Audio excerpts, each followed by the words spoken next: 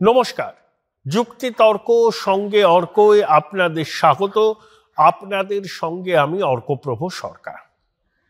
মমতা বন্দ্যোপাধ্যায় এবং অভিষেক বন্দ্যোপাধ্যায়ের মধ্যে নাকি বিস্তর দূরত্ব তৈরি হয়েছে, মানসিক দূরত্ব। বাংলা সংবাদ মাধ্যমে এ নিয়ে নিরন্তর চর্চা। 23শে জানুয়ারি কালীঘাটে মুখ্যমন্ত্রীর বাসভবনে বীরভূমের নেতাদের মুখ্যমন্ত্রী ডেকেছিলেন। সাংসদ, বিধায়ক, মন্ত্রী, সাংগঠনিক পদাধিকারী, জেলা সভাধিপতি প্রমুখ। সেখানে কাজল শেখকে ভর্ৎসনা করেন, কোর কমিটি থেকে তাকে সরিয়ে দেন এবং কাজল শেখ নিজেকে বিরাট বড় ভাবছেন বলে মুখ্যমন্ত্রী সেই বৈঠকে কাজলকে সতর্ক করে দেন।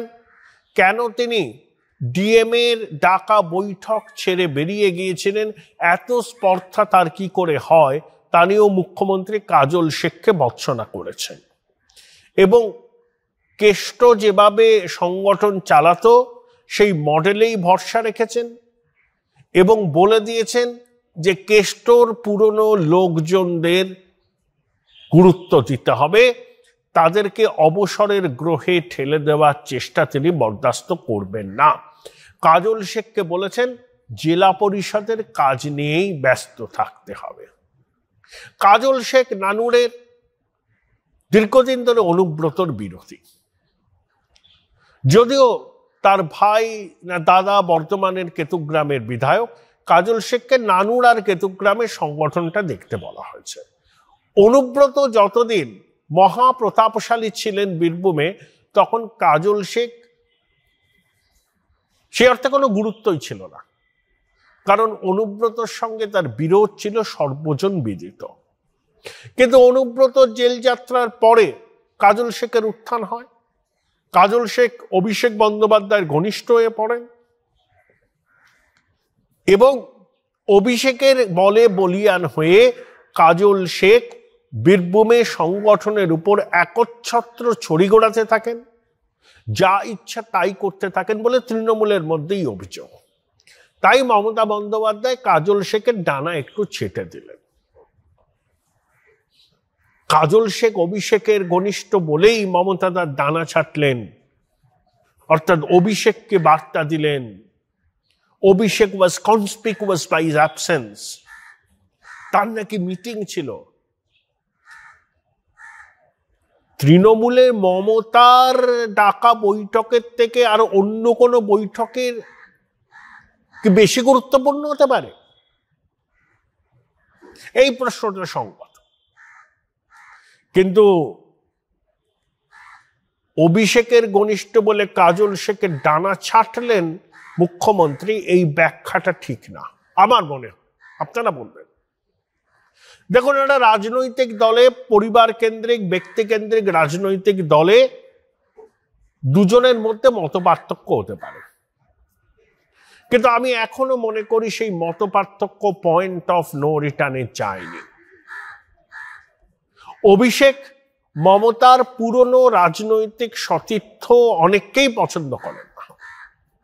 তিনি চান তারা মার্গদর্শক মণ্ডলীতে চলে যাক, দলের কাজ, দলের সংগঠন তিনি এবং তার অনুগামীরাই নিয়ন্ত্রণ করুক এবং পরামর্শদাতা সংস্থা আইপ্যাকের পরামর্শ যেন সবাই লেটারেন স্পিরিটে ফলো করেন। সেই জন্য পুরনো লোক সৌগত রায়, কল্যাণ বন্দ্যোপাধ্যায়, সুদীপ বন্দ্যোপাধ্যায়কে টিকিট দেওয়ার বিষয়ে অভিষেকের আপত্তি ছিল, আছে। শেষ পর্যন্ত সেই আপত্তি ধোপে হয়তো টিকবে না। দলীয় রাজনীতিতে সব থেকে বড় স্টাম্বলিং ব্লক হচ্ছে ফিরহাদ হাকিম। শুভেন্দুবাবুর অভিযোগ যে নারদা বিষয়টা অভিষেকের মস্তিষ্ক প্রসূত, কেডি সিং এর অর্থানুকূল্যে ম্যাথু স্যামুয়েল এটা করেছিল। তার কারণ যে অভিষেক মনে করতেন তার দলের মধ্যে যারা যারা রয়েছেন তারা তার রাজনৈতিক উচ্চাশায় কাঁটা বিছোতে পারেন, তাই তাদের গায়ে কলঙ্কের দাগটা লাগিয়ে দেওয়া যাক, সেই জন্যই নাকি নারদা স্টিং অপারেশন এটা শুভেন্দুবাবুর বক্তব্য। এই বক্তব্যকে ফিরহাদ হাকিম সমর্থন করেছিলেন এবং অভিষেকের আশীর্বাদের হাত মাথায় নিয়ে যিনি তৃণমূলের প্রধান মুখপাত্র, তিনি প্রবীণ নেতাদেরকে কার্যত চ্যালেঞ্জ ছুড়েছিলেন যে শুভেন্দু অধিকারীর বিরুদ্ধে তাদের বক্তব্যের ঝাঁঝ কম কেন, শুভেন্দুর ভাষাতেই তারা শুভেন্দুকে উত্তর দিচ্ছেন না কেন। কিন্তু তারপরেও তৃণমূলের পুরনো নেতারা রাজনৈতিক লাইন মেনেই শুভেন্দুকে আক্রমণ করছেন। কিন্তু কুণালবাবু যেভাবে শুভেন্দুকে আক্রমণ করেন, অনেকে বলেন ব্যক্তি কুৎসা করেন, ব্যক্তি আক্রমণ করেন, ফিরহাদ হাকিম, কল্যাণ বন্দ্যোপাধ্যায়, সুদীপ বন্দ্যোপাধ্যায় এরা কিন্তু সেই রাস্তা এখনো গ্রহণ করেননি। Join Indian Institute of Hotel Management now. Right choice, right decision. এই সব বিষয় নিয়ে অভিষেক বন্দ্যোপাধ্যায়ের সঙ্গে মমতা বন্দ্যোপাধ্যায় ফারাক থাকতে পারে, যে প্রবীণদের কতটা গুরুত্ব দেওয়া হবে এই প্রশ্নে, আরো ছোটখাটো কিছু ইন্টারনাল ম্যাটারে। কিন্তু তার মানে এই নয় যে অভিষেক বিদ্রোহের ধ্বজা উড়িয়ে দিয়েছেন, তিনি দল ভাঙতে চলেছেন। অভিষেক এইটুকু জানেন যে তিনি পিসির আলোয় আলোকিত, দৈবায়াত্তং কুলে জন্ম মদায়াত্ত হি পৌরুষং। তার একমাত্র রাজনৈতিক গুরুত্ব বা ওজন যাই বলুন না কেন, সেটা মমতা বন্দ্যোপাধ্যায়ের ভ্রাতুষ্পুত্র হিসাবে। মমতা বন্দ্যোপাধ্যায়ের ছবি ছাড়া অভিষেক তার কোনো অনুগামীকে কোনো নির্বাচনে যেতে পারবেন না। পরামর্শদাতা সংস্থা অনেক গ্যাস দিতে পারে অভিষেককে, তাদের কি স্বার্থ? তারা পেশাদারি সংস্থা, তারা প্রফিট লস বোঝে। অতএব অভিষেক যদি ভাবেন যে তিনি রাজনৈতিক উচ্চতায় মমতা বন্দ্যোপাধ্যায়কেও ছাড়িয়ে গেছেন, তিনি বাংলার একমাত্র বিকল্প, একমাত্র ভবিষ্যৎ, তাহলে তিনি মূর্খের স্বর্গে বাস করছেন। এটা যদি তিনি ভাবেন, সেটা অবাস্তব চিন্তা ভাবনা। বাস্তবের রুক্ষ মাটিতে দাঁড়িয়ে কেউ এই ধরনের চিন্তা ভাবনা করতে পারে না এই মুহূর্তে।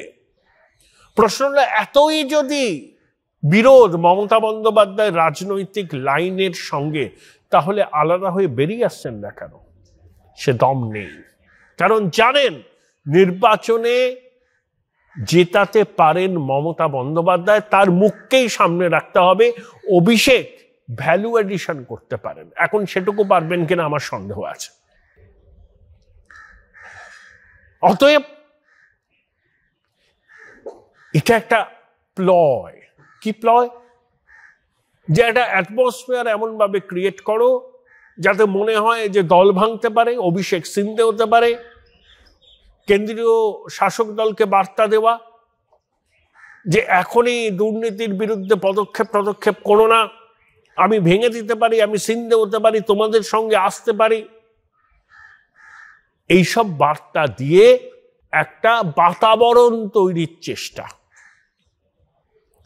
পয়েন্ট অফ নো রিটার্নে যায়নি বিষয়টা, যাবেও না। কারণ